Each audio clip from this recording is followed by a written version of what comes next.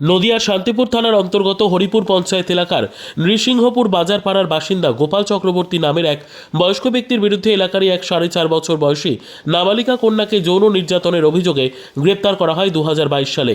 ধৃতের বিরুদ্ধে 376 AB oblique 506 এবং 6 পক্সো ধারায় মামলা রুজু করে আদালতে পাঠালো। মামলাটি বিচারাধীন ছিল। গতকাল রানাঘাট এডিজে কোর্ট তাকে দোষী সাব্যস্ত করে। আজ ধৃতের সাজা শোনায় আদালত। আজ আদালতের বিচারপতি অভিযুক্তের 5 বছরের জেল এবং 20,000 টাকা আর্থিক জরিমানার নির্দেশ দেয়।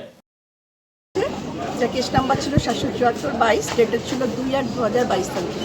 মামলাটা স্টেট হয়, আসামি অ্যারেস্ট হয়।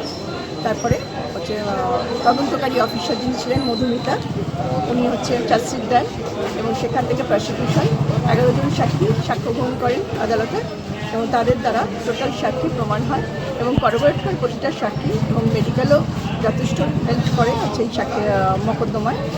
সবটা মিলিয়ে আজকে আমাদের রানাঘাট এডিজে স্যার সমীন গুপ্তা সাহেব আজ জাজমেন্ট ঘোষণা করেন হচ্ছে 8 and 10 পক্ষে এবং সাজা হয়। সর্বোচ্চ সাজা হচ্ছে 5 বছর দেয় 10 পক্ষের জন্য, আর 8 পক্ষের জন্য 3 years দেয়।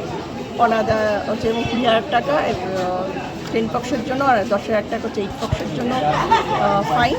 অনাদায় 8-এর জন্য 3 month আর 10-এর জন্য হচ্ছে 6 month দেয়। এর থেকে কি বেশি কিছু সাজা আশা করেছিলেন?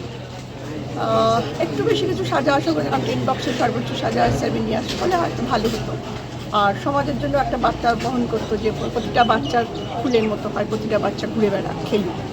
কিন্তু এই মুহূর্তে সমাজের যে জায়গায় আমরা দাঁড়িয়ে আছি, বাচ্চাকে বাড়ি থেকেই বাইর করতে পারি না, খেলতে যাওয়া তো দূরের কথা, তাদের জীবন তো দুর্বিষহ হয়ে যাচ্ছে। আচ্ছা, আপনার নাম? রাজশ্রী বেউরা, পক্ষটিপি, রানাঘাট। নাবালিকার পরিবারের তরফ থেকে কতটা খুশি এই সাজা ঘোষণা? ওরা খুশি, বাট একটু হলে ভালো হতো, সবাই একটু হলে ভালো হতো।